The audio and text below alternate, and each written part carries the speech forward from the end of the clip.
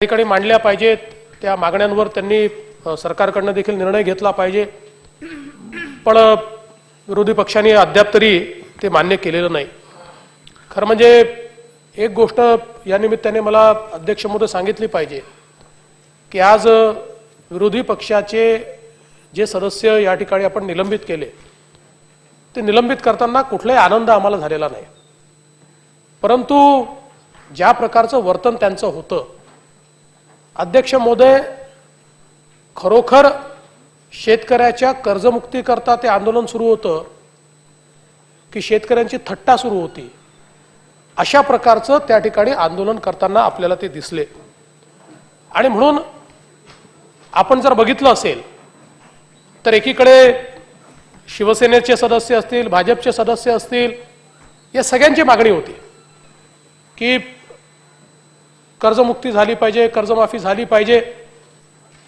पण बजेटचं महत्त्व समजून आणि सर्वांनी त्या ठिकाणी शांतपणे ते बजेट ऐकून घेतलं आणि बजेटमध्ये देखील अर्थमंत्र्यांनी अतिशय स्पष्टपणे, कारण बजेटपेक्षा मोठं डॉक्युमेंट कुठलंच नसतं, आपल्याला माहिती आहे अध्यक्ष महोदय, सगळ्यात मोठं डॉक्युमेंट हे बजेट असतं। त्यातही अर्थमंत्र्यांनी अतिशय स्पष्टपणे भूमिका मांडली की हे सरकार शेतकऱ्याला कर्जमुक्त करण्याकरता कटिबद्ध आहे। पण अशा परिस्थितीमध्ये विरोधी पक्षाच्या आमदारांनी या ठिकाणी जी थट्टा मस्करी केली, आंदोलन जर करायचं होतं, खरोखर शेतकऱ्याच्या बद्दल संवेदना होती, या ठिकाणी आम्ही अनेक वेळा वेलमध्ये बसलोय अध्यक्ष महोदय, बसता आलं असतं, एखाद दुसरा नारा देता आला असता, पण हसणं खिदळणं आपण बघा अध्यक्ष महोदय, आपण जर व्हिडिओ जर या ठिकाणी बघितला तर ज्या प्रकारचं वर्तन त्या ठिकाणी चाललं होतं, आणि याच्यावर सगळ्यात कळस म्हणजे बजेटचं डॉक्युमेंट जाळायचं। अध्यक्ष महोदय, हे बजेट संवैधानिक आहे आणि संवैधानिक दस्तऐवज ज्याच्यामध्ये सामान्य माणसाच्या आशा आकांक्षा लपलेल्या आहेत। आज राज्यातला दलित असेल, आदिवासी असेल, ओबीसी असेल, राज्यातला अल्पसंख्याक असेल, या प्रत्येकाच्या ज्या काही महत्त्वाच्या विकासाच्या योजना आहेत, त्या योजना या बजेटमध्ये प्रतिबिंबित होत असतात। आणि म्हणून बजेटला एखादा विरोध असेल तर त्या योजना अधिक चांगल्या कशा झाल्या पाहिजेत हे आपण सांगत असतो, त्यात काय केलं पाहिजे हे आपण मांडत असतो।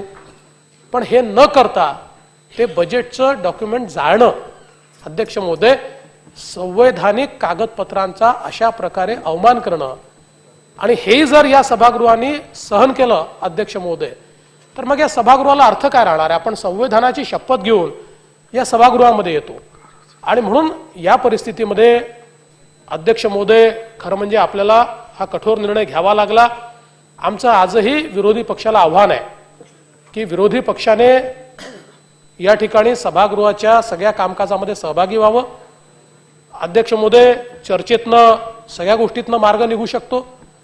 निश्चितपणे राज्य सरकार अध्यक्ष महोदय या ठिकाणी विरोधी पक्षाशी सगळ्या प्रकारच्या बाबतीत चर्चा करणार आहे, करायची आमची तयारी आहे। शेवटी आपण सगळे जनतेकरता निवडून या ठिकाणी आलेलो आहोत, पण अध्यक्ष महोदय तशा प्रकारची काही मानसिकता दिसत नाही। खरं म्हणजे आज हे जे काही सस्पेन्शन झालं आहे, हे कुठल्याही शेतकऱ्यांच्या प्रश्नावर झालेलं सस्पेन्शन नाही आहे। हे सस्पेन्शन केवळ या ठिकाणी ज्या प्रकारचं त्यांचं वर्तन होतं अशोभनीय, आणि ज्या प्रकारे थट्टा मस्करी करून एका गंभीर प्रश्नाला अध्यक्ष महोदय चुकीच्या पद्धतीनं या ठिकाणी मांडण्याचा प्रयत्न झाला, त्या संदर्भात ते झालेलं आहे। मला असं वाटतं की याची गंभीर दखल, शेवटी आम्ही विरोधी पक्षात होतो, ते सत्ता पक्षात होते, अनेक वेळा अनेक प्रसंग आले, पण अशा परिस्थितीमध्ये एवढा सभागृहाचा अवमान होत असताना, बजेटचं डॉक्युमेंट झालं जात असताना, जर विरोधी पक्ष नेत्यांचं असं मत असेल की कुठलीच कारवाई करू नये, तर अध्यक्ष महोदय अशा प्रकारे या सभागृहाला शिस्त राहणार नाही, आणि म्हणून त्यांनी कामकाजात सहभागी व्हावं अशा प्रकारचं निवेदन या सभागृहाच्या माध्यमातून मी करतो।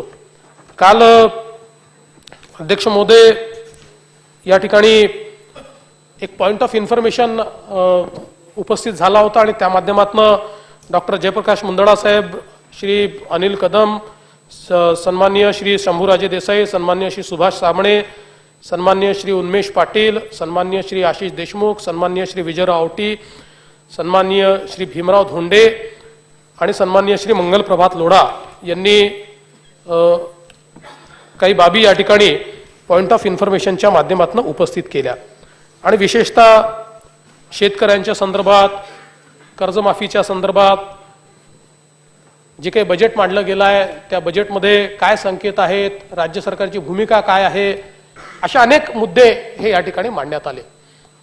सर्वप्रथम मी पुन्हा एकदा या सभागृहाला अतिशय स्पष्टपणे राज्य सरकारचे कमिटमेंट नमूद करू इच्छितो की कर्जमुक्तीच्या संदर्भात राज्य सरकार पूर्णपणे कटिबद्ध आहे. राज्य सरकारचं हे अतिशय स्पष्ट मत आहे.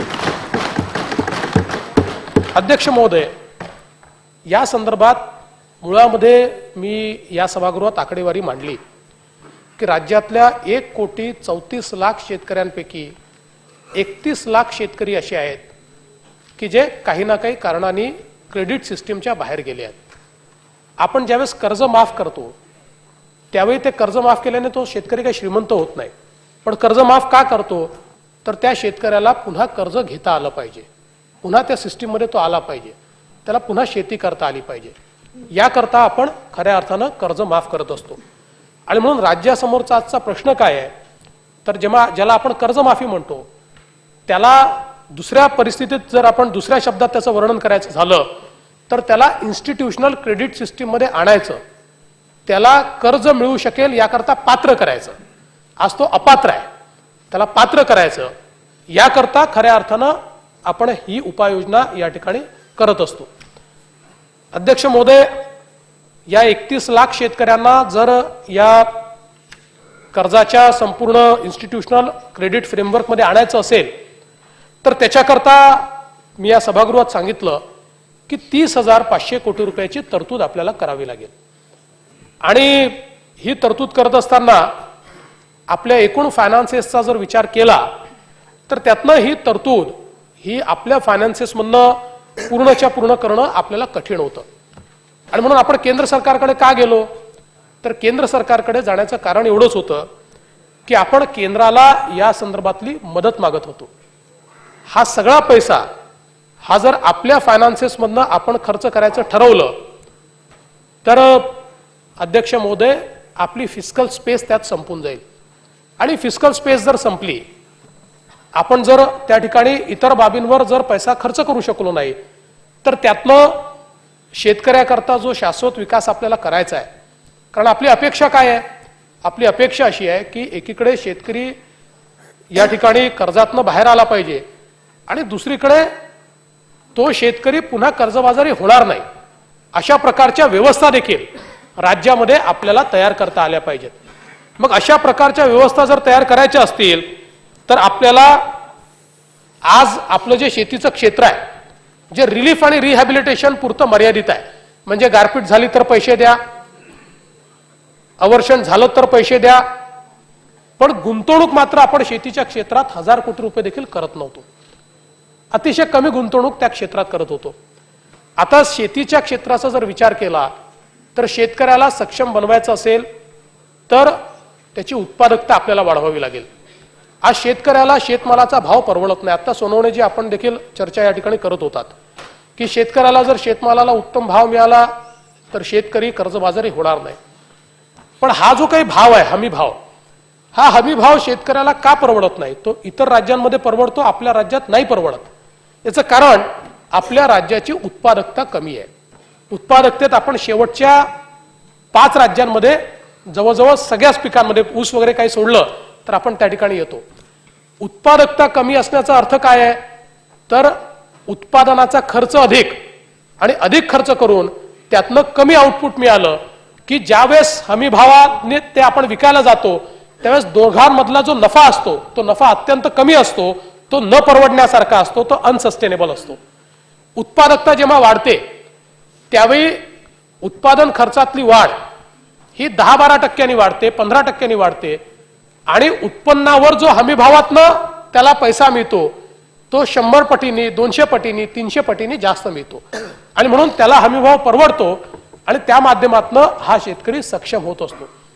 पण मग ही उत्पादकता जर वाढवायची असेल तर ही उत्पादकता वाढवण्याकरता शेतीच्या क्षेत्रामध्ये मोठ्या प्रमाणात गुंतवणूक केल्याशिवाय ते होऊ शकत नाही. शेतकऱ्याला आपल्याला मॉइश्चर सिक्युरिटी दिली पाहिजे, म्हणजे पाण्याची सिक्युरिटी आपल्याला त्याला दिली पाहिजे. शेतीमध्ये यांत्रिकी आली पाहिजे. शेतीमध्ये ज्याला आपण सॉइल टेस्टिंग म्हणतो ते करून मृदू सुधारणा त्या ठिकाणी झाली पाहिजे. शेतीमध्ये तंत्रज्ञान आलं पाहिजे. शेतीमध्ये ड्रिप इरिगेशन आलं पाहिजे. पाण्याचा महत्तम उपयोग करून उत्पादकता वाढली पाहिजे. या प्रत्येक गोष्टीला अध्यक्ष महोदय त्या ठिकाणी गुंतवणूक लागते. आणि गेले अनेक वर्ष ही गुंतवणूक आपण केली नाही. ती जर आपण करत, आपला फोकस कशावर होता? आपला फोकस होता की मोठी धरणं तयार करणं. ती महत्वाची आहेत, ती काही महत्वाची नाही असं माझं मत नाही. पण ही मोठी धरणं आपण तयारच केली नाही, त्याचे कामच पूर्ण केली नाहीत. पैसा केवळ आपण थिनली स्प्रेड करत राहिलो. जो पैसा होता, म्हणजे आता कंत्राटदारांचं कसं चांग भलं झालं हे मी सांगण्याची आवश्यकता नाही, या सभागृहातल्या सगळ्यांना माहिती आहे. पण या थिन स्प्रेडिंग ऑफ रिसोर्सेसमुळे शेती क्षेत्रामध्ये गुंतवणूक न झाल्यामुळे सातत्याने प्रॉडक्टिव्हिटी कमी होत गेली. आज शेतीचं फ्रॅगमेंटेशन झालेलं आहे, कमी होल्डिंग आहे शेतीचं. त्यामुळे शेतीमध्ये यांत्रिकी आणायचा विचार केला तर ती यांत्रिकी आणणं देखील इंडिव्हिज्युअल शेतकऱ्याला मोठ्या प्रमाणात त्या ठिकाणी कठीण पडतं. मग त्याही ठिकाणी शासनाने गुंतवणूक केली पाहिजे. ड्रिप इरिगेशन करता शासनाने गुंतवणूक केली पाहिजे. शेततळी असतील, जलयुक्त शिवारची योजना असेल, अशा प्रत्येक योजना असतील, किंवा मागेल त्याला विहिरीची योजना असेल, या योजनेतनं प्रत्येक शेतकऱ्याला पाण्याची जर सिक्युरिटी आपण दिली. आज बघा, या वर्षी आपण जर बघितलं, गेल्या 2 वर्षामध्ये जी गुंतवणूक आपण केली त्या गुंतवणुकीचा परिणाम आपल्याला यावर्षी दिसला. गेल्या 2 वर्षात जलयुक्त शिवारावर आपण गुंतवणूक केली. आता रबीचा पेरा मोठ्या प्रमाणात वाढला. जो आपला कृषीचा ग्रोथ रेट हा गेले अनेक वर्ष मायनसमध्ये होता, अनेक वर्ष, तो आता यावर्षी आपल्याला प्लस 12.5%, म्हणजे 10%च्या वर तो गेला. अनेक वर्षानंतर तो 10%च्या वर गेला. तो का गेला? तर तो गेण्याचं कारण एवढंच होतं की कृषीच्या क्षेत्रात आपण गुंतवणूक केली. त्या गुंतवणुकीमुळे पाणी थांबू शकलं. शेतकऱ्याला 1 पीक, 2 पीक, 3 पीक हे घेता आले. त्यासोबत आपण मोठ्या प्रमाणात आज इलेक्ट्रिसिटीवर जो आपण खर्च करतोय, आपण हजार कोटी रुपये देऊन पंपाचे कनेक्शन त्या शेतकऱ्यांना दिले.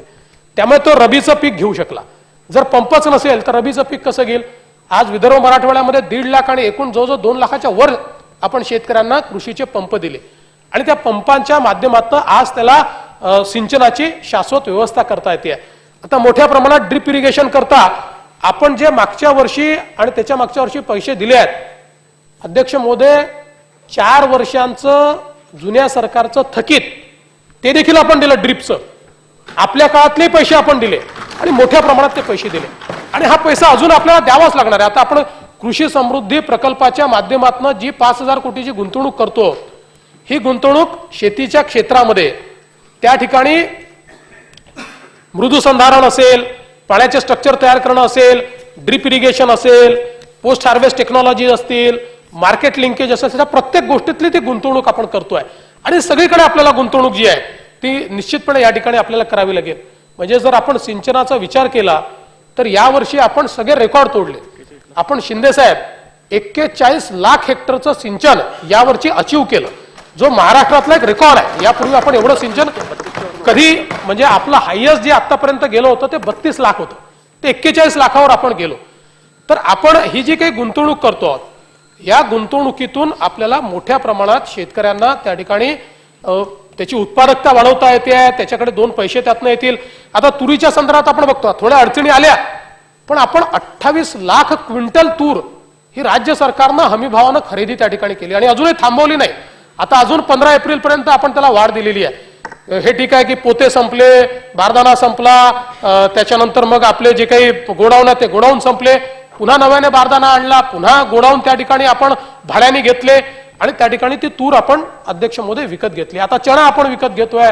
कापसामध्ये आपण त्या ठिकाणी 1,500 कोटी रुपये उपलब्ध करून दिले होते, पण मग मार्केटचाच भाव वाढल्यामुळे हमी भावापेक्षा लोकांनी कापूस त्या ठिकाणी तो नेला. आणि म्हणून आज आपल्या शेतकऱ्याच्या समस्या बघितल्या. आता नाशिकच्या कांद्याच्या शेतकऱ्याच्या दरवेळेस समस्या येतात. आता या शेतकऱ्याला आपल्याला काहीतरी शाश्वत त्या ठिकाणी त्याच्याकरता आपल्याला योजना तयार करावी लागेल, त्याच्याकरता गुंतवणूक करावी लागेल. कारण मार्केटची जी व्होलॅटिलिटी आहे, आज आपण जर बघितलं तर पूर्वी केवळ आपलं एक राज्य असं होतं की जे राज्य कांदा उत्पादन करायचं, हळूहळू 9 राज्य करायला लागले. त्यामुळे आता कांद्याचा जो काही सीझन असतो त्या सीझनमध्ये मोठ्या प्रमाणात कांदा उपलब्ध झाल्यामुळे त्याचे भाव पडतात. आज आमच्या शेतकऱ्याला ते परवडत नाही. मग याच्यामध्ये आपल्याला फूड प्रोसेसिंग सारख्या काही गोष्टी करता येतील का? त्याच्यात गुंतवणूक करता येईल का याचा विचार करावा लागेल. त्या संदर्भातली योजना आपण आता तयार केलेली आहे फूड प्रोसेसिंगच्या संदर्भात. आणि म्हणून या क्षेत्राला रिलीफ आणि रिहॅबिलिटेशन कडनं गुंतवणुकीकडे न्यायचं अशा प्रकारचा एक मोठा प्रयत्न हा आपण सुरू केला. अनेक वेळा हा प्रश्न येतो, तो काही प्रश्न चुकीचा नाही आहे की अनेक वेळा सदस्य असं विचारतात की मग तुम्ही अनेक गोष्टींकरता कर्ज घेता, शेतकऱ्याच्या कर्जमाफी करता कर्ज का घेत नाही? अध्यक्ष महोदय, शेतकऱ्याच्या कर्जमाफी करता दुर्दैवाने कोणीच कर्ज देत नाही. आपल्याला प्रोजेक्टवर कर्ज मिळतं पण आपल्याला कर्जमाफी करता कर्ज मिळत नाही. कर्जमाफी करता जे काही आपल्याला द्यावं लागतं ते बजेटमध्ये डेफिसिट करूनच द्यावं लागतं. आणि आता आपण जर विचार केला की मी पुन्हा सांगतो केंद्र सरकारकडे जाण्याचं कारण काय, तर हे जे काही 30,000 कोटी रुपये आपल्याला जे खर्च करायचे आहेत हे जर डेफिसिट केलं आपण, एक मिनिटाकरता समजून घ्या, खरं तर तेवढं डेफिसिट आपण करू शकत नाही. म्हणजे आपली आज मागच्या वर्षीचं डेफिसिट हे 14,000 कोटीचं आहे, ते आता आपण यावर्षी 4,000 कोटीवर आणतोय. पण आता पुन्हा 30,000 कोटीचं समजा डेफिसिट आपण तयार केलं तरी डेफिसिट तर फायनान्स करावंच लागेल. कारण डेफिसिट आपण केल्यानंतर पगाराला पैसे लागतील, आज शिष्यवृत्त्या आपण ज्या देतोय त्याला पैसे लागतील, रुरल हाऊसिंग जे आपण करतोय, SC STच्या योजना ज्या चालवतोय, म्हणजे एक वर्षाकरता असं समजून झालं की रस्ते नाही बनवायचे ठरवलं, एक वर्षाकरता सिंचनाच, खरं तर सिंचन थांबवणं योग्यच नाही पण असं ठरवलं की ते करायचं नाही. तरी देखील या ज्या सगळ्या योजना आहेत की ज्याच्यातनं आपल्याला शिष्यवृत्ती मुलांची ती द्यावीच लागणार आहे. आज आपण जी काही राईट टू फूड अशा प्रकारची अन्न सुरक्षा योजना आहे, त्या अन्न सुरक्षा योजनेवरचे पैसे द्यावेच लागणार आहेत, ते आपण थांबवू नाही शकत. कारण ते पैसे जर दिले नाही तर त्यातनं मोठ्या प्रमाणात अडचणी तयार होणार आहेत. आणि म्हणून निराधारांच्या योजना असतील, अपंगांच्या योजना असतील, हा आपला कमिटेड खर्च आहे. हा खर्च आपल्याला कुठल्याही परिस्थितीत थांबवता येत नाही. त्याच्यामुळे आपण डेफिसिट जर तयार करायचं ठरवलं तर हा खर्च कुठनं करायचा असाही प्रश्न आपल्यासमोर निश्चितपणे त्या ठिकाणी निर्माण होईल. आणि आज एकीकडे शेतकऱ्यांना वाचवत असताना जे हे कोट्यावधी लोक हे जे आहेत ते देखील आपण अडचणीत टाकू अशा प्रकारचे प्रश्न त्यातनं निर्माण होतोय. आणि म्हणून मग आम्ही केंद्र सरकारकडे त्या ठिकाणी गेलो आणि केंद्र सरकारला अशी विनंती केली की आपण काहीतरी योजना तयार करा. आता अध्यक्ष महोदय, काही स्टेटमेंट्स मंत्र्यांचे वगैरे होत असतात, त्याच्यावरनं देखील लोकांच्या मनात अनेक शंका तयार होतात.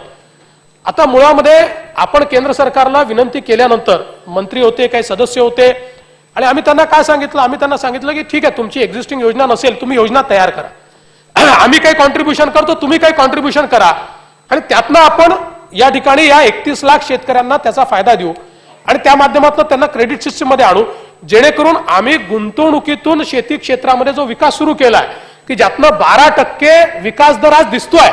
म्हणजे शेतकऱ्यांना पैशामध्ये जर आपण त्याचा विचार केला अध्यक्ष महोदय तर काही हजार कोटी रुपये, म्हणजे जो आता नाही कदाचित फायनान्स सेक्रेटरी ते आकडे बघून सांगू शकतील, पण हे 12.5% म्हणजे अध्यक्ष महोदय काही हजार कोटी रुपये हे शेतकऱ्याच्या पदरी या ठिकाणी त्यातनं पडलेले आहेत. आणि म्हणून ग्रोथ रेट वाढतो म्हणजे शेतकऱ्याला तेवढे अधिकचे पैसे त्या ठिकाणी मिळतात. आणि म्हणून हा स्ट्रेस येऊ नये. आता व्यंकय्याजींनी एक स्टेटमेंट दिलं, मी व्यंकय्याजींना विचारलं, व्यंकय्याजी म्हणाले की मला पत्रकारांनी विचारलं की अशा प्रकारची तुम्ही योजना केली आहे का, तुम्ही काही UPचं त्या ठिकाणी कर्ज माफ करणार आहे का. मी त्यांना सांगितलं की आमच्याकडे अशी कुठली योजना आलेली नाही, आम्ही त्याचा काही विचार केलेला नाही. अध्यक्ष महोदय, शेवटी सभागृहात बोलत असताना किंवा एखाद्या मंत्र्याला ज्यावेळेस प्रश्न विचारतो त्यावेळेच्या वस्तुस्थितीप्रमाणे त्यांना उत्तर द्यावं लागतं. खोटं नाही सांगतात अध्यक्ष महोदय, जी वस्तुस्थिती आहे. आता वस्तुस्थिती स्पष्टपणे आपल्याला माहिती आहे की आपण केंद्र सरकारला विनंती केली आहे की योजना तयार करा. केंद्र सरकारच्या वित्त मंत्र्यांनी सांगितलंय की आम्ही याचा सकारात्मक विचार करू. आता उद्या त्यांना सभागृहामध्ये किंवा सभागृहाबाहेर जर प्रश्न विचारला, मलाही जर विचारला तर मी काय उत्तर देणार आहे, किंवा त्यांनाही विचारला तर ते काय उत्तर देणार आहेत. त्यामुळे मला असं वाटतं की अशा प्रकारच्या उत्तरांनी कोणी पॅनिक होण्याचं कारण नाही आहे की आता केंद्र सरकारने नाकारलंच आहे. आणि मी तर त्याच्या पलीकडे जाऊन सांगतो, अध्यक्ष महोदय आपण कमिटमेंट दिलाय, त्याच्यामुळे मार्ग आपल्याला कळायचा आहे. केंद्र सरकार काय, राज्य सरकार काय, मला हा विश्वास आहे की केंद्र आपल्या पाठीशी उभं आहे, पूर्ण विश्वास आहे मला, केंद्र सरकार निश्चित आपल्या पाठीशी उभं आहे. पण काही कारणांनी त्यांची, आणि हे आम्हाला वित्तमंत्र्यांनी स्पष्ट सांगितलं, ते म्हणाले की एकट्या उत्तर प्रदेश करता आम्ही योजना तयार करणार नाही, एकट्या महाराष्ट्राकरता आम्ही तयार करणार नाही, जी काही योजना आहे ती आम्हाला देशाकरताच करावी लागेल. आम्ही त्यांना सांगितलं की देशाकरता योजना तयार करताना तुम्ही सध्या अशी योजना करा की जी पार्टिसिपेटरी असेल, की जे राज्य स्वतः फायनान्सेस द्यायला तयार आहे त्या राज्यांना तुम्ही मदत करा, तुम्ही त्यांना सॉफ्ट लोन द्या, त्यांना तुम्ही अनुदान द्या, त्यांना तुम्ही काही ना काही फिस्कल स्पेस अशी तयार करा की ज्या फिस्कल स्पेसमुळे आमची गुंतवणुकीची स्पेस संपणार नाही आणि ही ऍडिशनल स्पेस आमच्याकरता तयार झाल्यामुळे आम्ही आमच्या शेतकऱ्याला मदत करू शकू. आणि म्हणून त्या माध्यमातून केंद्र सरकारने देखील अध्यक्ष महोदय या ठिकाणी कमिटमेंट केलाय. आमच्या काही सदस्यांनी या ठिकाणी अनेक गोष्टी सुचवल्या. उदाहरणादाखल काल मला असं वाटतं एक आमचे सदस्य असेही म्हणाले की हे तुम्ही समृद्धी महामार्ग कशा करता, बुलेट ट्रेन कशा करता, तो पैसा तुम्ही शेतकऱ्यांना द्या. खरं म्हणजे दोन गोष्टी याच्यात मी स्पष्टपणे सांगितल्या पाहिजेत की प्रोजेक्ट जे असतात, या प्रोजेक्टवर कर्ज मिळतं आणि ते आपल्याला दुसऱ्या गोष्टींवर मिळतं. आता एक बुलेट ट्रेनचा किंवा आपली साधी मेट्रो आहे. आता कोणीतरी हे म्हणू शकतं, म्हणजे उद्या मला कोणीतरी म्हणू शकतं की कशाला पाहिजे मुंबईला मेट्रो, तुम्ही ते 20,000 कोटी रुपये मेट्रोवर खर्च करता, त्याऐवजी ते 20,000 कोटी रुपये तुम्ही शेतकऱ्याला का देत नाही, असं म्हटलं तर हा प्रश्न योग्य आहे, हा चुकीचा नाही आहे. पण याचं उत्तर देखील आपण समजून घेतलं पाहिजे. याचं उत्तर काय आहे तर मुंबईच्या मेट्रो करता जपानच्या सरकारनं 40 वर्षाचं कर्ज दिलं आणि ते 0.5% दिलं आणि पहिले 10 वर्ष एक नवा पैसे राज्य सरकारला भरायचा नाही. 10 वर्षानंतर त्याचं रिपेमेंट सुरू होणार आहे. आता हे कर्ज जपानचं सरकार शेतीवर देत नाही, त्यामुळे इन्फ्रास्ट्रक्चरवर हे कर्ज मिळतं जे शेतीवर मिळत नाही. आणि जर एवढं स्वस्त कर्ज आपल्याला मिळत असेल, आता यातला दुसरा मुद्दा आपल्याला काय समजून घ्यावा लागेल. यात असं आहे की आज शेतीच्या क्षेत्रातली दुसरी अडचण आपली काय आहे तर दुसरी अडचण ही आहे की शेतीच्या क्षेत्रामध्ये रोजगारावर जो मोठा भार आहे, त्या ठिकाणी आत्ताच मला या ठिकाणी मी फायनान्स सेक्रेटरीनी मला माहिती दिली की 12% शेतीचा ग्रोथ रेट झाल्यामुळे शेतीच्या क्षेत्रात ऍडिशनल किती पैसा उत्पन्न झाला, म्हणजे जो शेतकऱ्यांना वेगवेगळ्या पद्धतीने मिळाला, तो आहे 40,000 कोटी रुपये. शेतीचं उत्पन्न हे 40,000 कोटी रुपयांनी वाढलं या एका वर्षामध्ये आपलं. पण ते ठीक आहे. मुळामध्ये मी या ठिकाणी हे सांगू इच्छितो की आज शेतीच्या क्षेत्रावर रोजगाराकरता भार खूप जास्त आहे. आपण असं म्हणतो की 50%, 55% लोक शेतीवर निर्भर आहेत. अगदी आपण इकॉनॉमिक सर्वेचा विचार केला तर 45% आपण समजू. 45% लोक शेती क्षेत्रातनं रोजगार प्राप्त करत असतील आणि एकूण राज्याच्या जीडीपी मध्ये शेती क्षेत्राचा वाटा 10% असेल तर याचा अर्थ काय आहे की 45% लोकांना जो रोजगार मिळतो त्यातनं एकूण उत्पन्न किती आहे, 10%चं उत्पन्न आहे. याचा अर्थ काय आहे, याचा अर्थ असा आहे की त्यांना चांगलं उत्पन्न मिळत नाही. पण याचा दुसरा अर्थ काय आहे, हा खोटा रोजगार आहे, हा खरा रोजगार नाही आहे. शेतीच्या क्षेत्रामध्ये 40% लोकांना रोजगार देण्याची क्षमताच नाही आहे. पण आपण दुसरा रोजगार देत नाही, त्यामुळे त्या शेतीच्या क्षेत्रामध्ये ते लोक आहेत किंवा आपण दाखवतोय ते नाही आहेत. म्हणजे आपण बघितलं तर गावामध्ये गावातला तरुण काही शेतीवर जात नाहीये, पण आज आपण जर ढोबळ मनाने विचार केला तर त्यालाही शेतीवरच आपण अवलंबून समजतो आणि त्याला शेती क्षेत्रातनं रोजगार मिळाला असं आपण सांगतो. हे खरं नाहीये. आणि म्हणून यातला महत्वाचा मुद्दा काय आहे, जो अनेक वर्ष आपला प्रयत्न सुरू आहे की शेतीच्या क्षेत्रामध्ये रोजगाराचा जो भार आहे तो कमी केला पाहिजे. शेतीचं क्षेत्र हे किती टक्के रोजगार कंझ्युम करू शकेल, तो 30% करू शकेल, 35% करू शकेल, 25% करू शकेल, तेवढा रोजगार तिथे मिळाला पाहिजे आणि उरलेला रोजगार शेतीपूरक उद्योग आणि इतर उद्योगांमध्ये मिळाला पाहिजे. जोपर्यंत हा भार तुम्ही कमी करणार नाही, आता आपले जवळजवळ 50% जास्त आपले आमदार शेतकरी आहेत, त्यांना हे माहिती आहे की या शेतीच्या क्षेत्रामध्ये आपण जर बघितलं तर लेबर मिळत नाही, त्याचा भावही परवडत नाही. म्हणजे आज तो असा विचार करतो की इतरत्र जाऊन आपण काम केलेलं अधिक बरं, अशा प्रकारची अवस्था. ही अवस्था काय आहे, आपल्याला या क्षेत्रावर रोजगाराकरता जो भार आहे हा भार कमी करावा लागेल. कारण त्यातनं उत्पन्न वाढवायचं असेल तर त्या ठिकाणी ते उत्पन्न आपल्याला आपले जे काही कॉस्ट आहेत ते कॉस्ट कटिंग करूनच ते उत्पन्न आपलं वाढणार आहे. आणि या लोकांना अन्य क्षेत्रामध्ये त्या ठिकाणी कशा प्रकारे रोजगार मिळेल याचा प्रयत्न आपल्याला करावा लागेल. म्हणजे अन्य क्षेत्र कुठलं आहे, अन्य क्षेत्रामध्ये सर्वात महत्वाचं आहे इन्फ्रास्ट्रक्चर. कारण आपण मॅन्युफॅक्चरिंग मध्ये ज्यावेळेस त्या ठिकाणी रोजगार मिळावा असा प्रयत्न करतो त्यावेळेस सर्वात जास्त जर कशामध्ये रोजगार तयार होत असेल तर तो इन्फ्रास्ट्रक्चर मध्ये होतो. आणि इन्फ्रास्ट्रक्चर मध्ये जेवढी गुंतवणूक आपण करतो त्या गुंतवणुकीतनं मोठ्या प्रमाणात रोजगार हा तयार होत असतो. आज आपण नागपूर मुंबई कृषी समृद्धी महामार्ग हा जो करतोय तो कशा करता करतोय, या महामार्गाने नुसतं एक रस्त्यापुरतं हा महामार्ग नाहीये. हा महामार्ग हा कृषीच्या क्षेत्राला 24 जिल्ह्यातलं कृषीचं क्षेत्र हे पूर्णपणे बदलवून टाकेल. आज ही गुंतवणूक झाल्यानंतर त्यातनं मोठ्या प्रमाणात रोजगार तर तयार होतीलच, पण आज शेतीच्या क्षेत्रातला दुसरा बॉटलनेक काय आहे, तो आहे मार्केटशी कनेक्टिव्हिटी. आज आपल्याला अतिशय रेग्युलेटेड मार्केट उपलब्ध आहे. आपल्या एपीएमसीच्या पलीकडचं मार्केट आपल्याकडे नाही. त्यामुळे आपण जर बघितलं तर शेतीच्या क्षेत्रामध्ये एखाद्या भागामध्ये समजा कांद्याचा भाव 40 रुपये असतो आणि त्याच वेळी एका भागामध्ये 3 रुपयाचा भाव असतो. एका भागामध्ये समजा गव्हाचा भाव काय असेल त्याच्या 20% दुसऱ्या भागामध्ये असतो. हा काय असतो? कारण तुमचं मार्केट बंदिस्त आहे. हे मार्केट ओपन झालं पाहिजे. ते ओपन कधी होईल?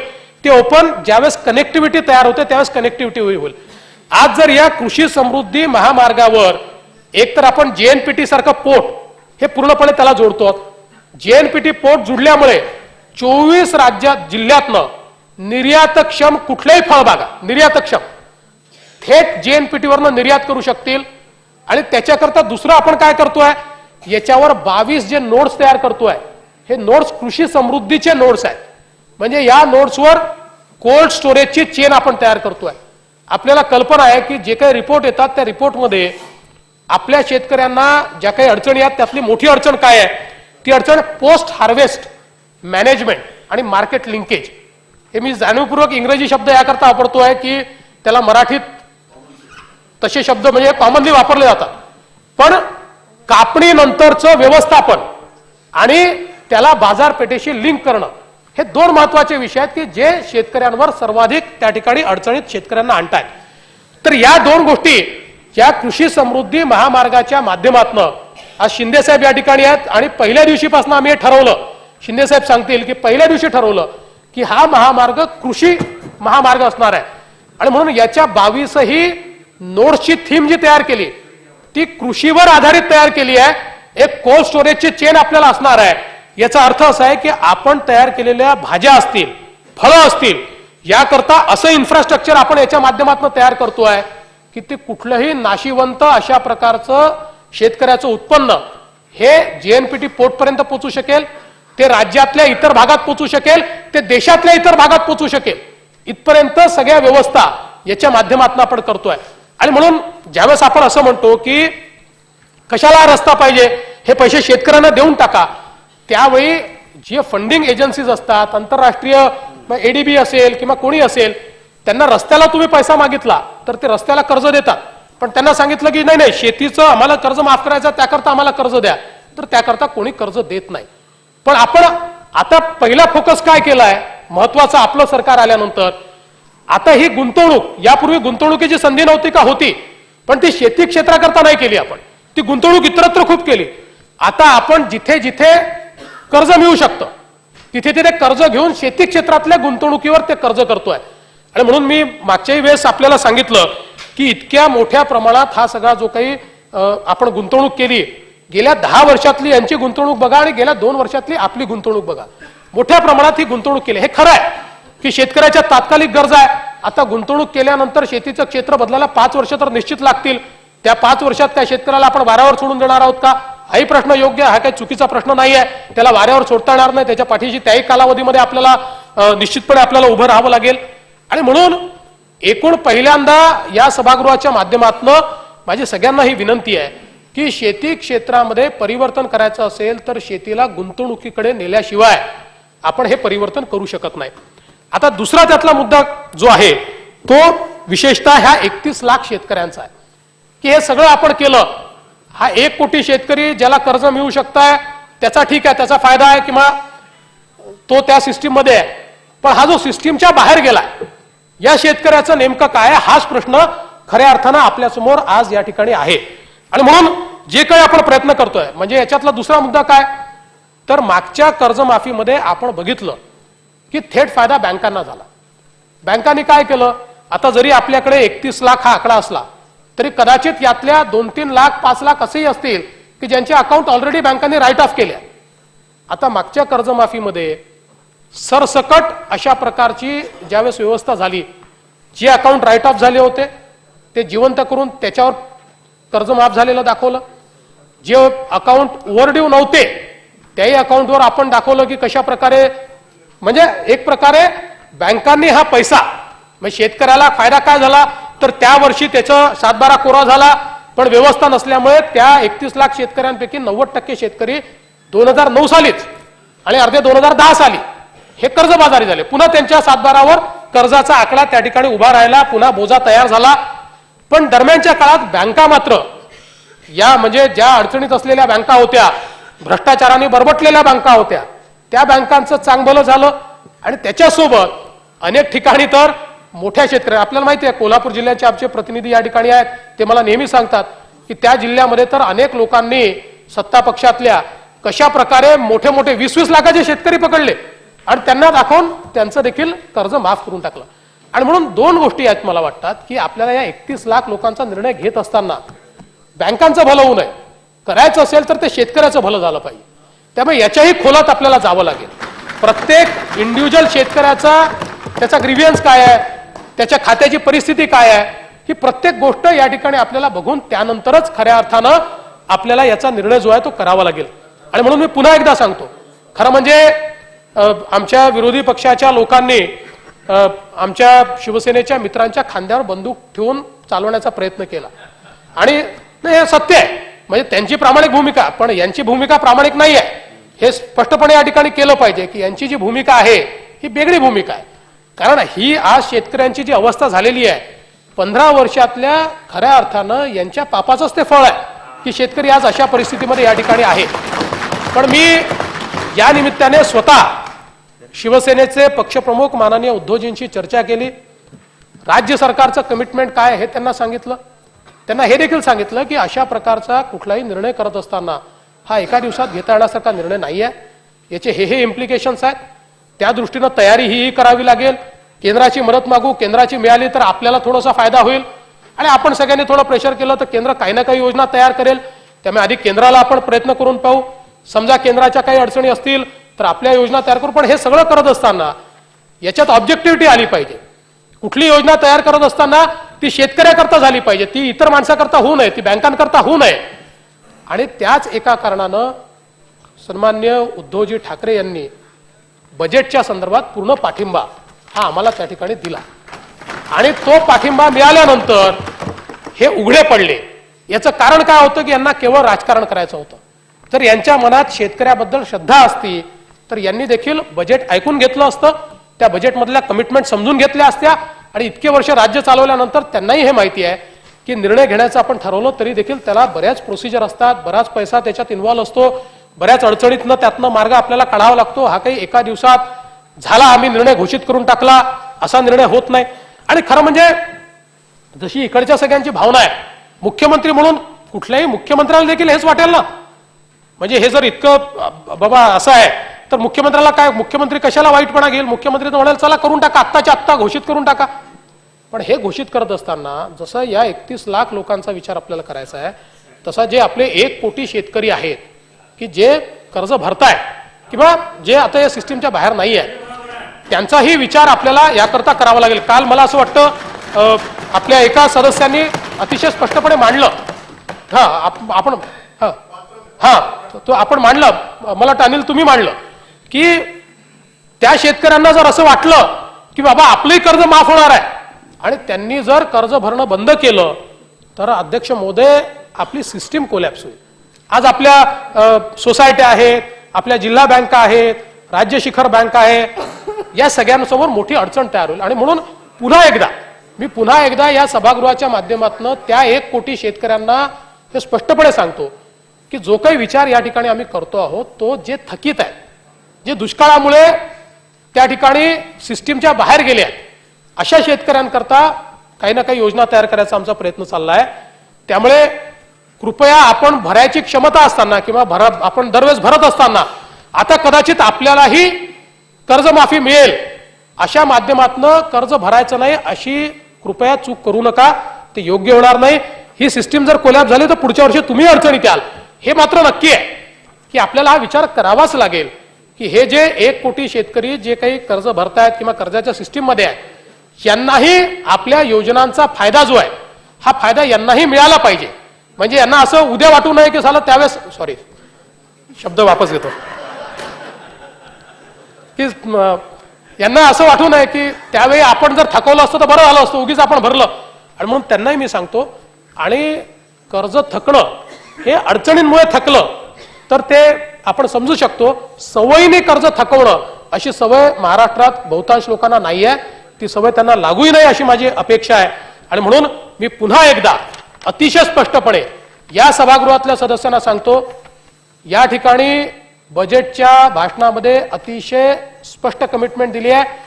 बजेटचं जे भाषण असतं ते केवळ वित्तमंत्र्याचं नसतं, संपूर्ण कॅबिनेट बसते आणि कॅबिनेट त्या भाषणाला मान्यता देते, त्यानंतर ते भाषण या ठिकाणी मांडलं होतं. त्यामुळे ते राज्य सरकारचं कमिटमेंट असतं, ते काही एका मंत्र्याचं भाषण नसतं. आणि म्हणून निश्चित शिवसेनेचे सदस्य असतील, भाजपचे सदस्य असतील, सगळ्यांच्या भावना पूर्णपणे शेतकऱ्यांच्या बाजूनी आहेत. आपण शेतकऱ्यांकरताच या ठिकाणी निवडून आलेलो आहोत. कुठल्याही परिस्थितीत या शेतकऱ्याला त्या ठिकाणी अडचणीतनं बाहेर काढलं पाहिजे, त्याला कर्जातनं बाहेर काढलं पाहिजे, त्याला सक्षम केलं पाहिजे, त्याला समृद्ध केलं पाहिजे. याकरताच आपण सगळे लोक मिळून या ठिकाणी प्रयत्न करणार आहोत. आणि म्हणून कुठलीही किंतु परंतु शंका मनामध्ये आणण्याचं कारण नाही आहे. आपलं निश्चितपणे जे कमिटमेंट आहे त्याच्यावर वर्किंग आपण करणार आहोत.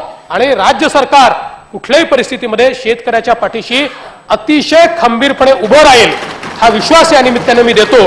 आणि या पॉइंट ऑफ ऑर्डरच्या निमित्ताने हे शब्द या ठिकाणी मांडण्याची परवानगी दिली त्याबद्दल आपले आभार मानतो.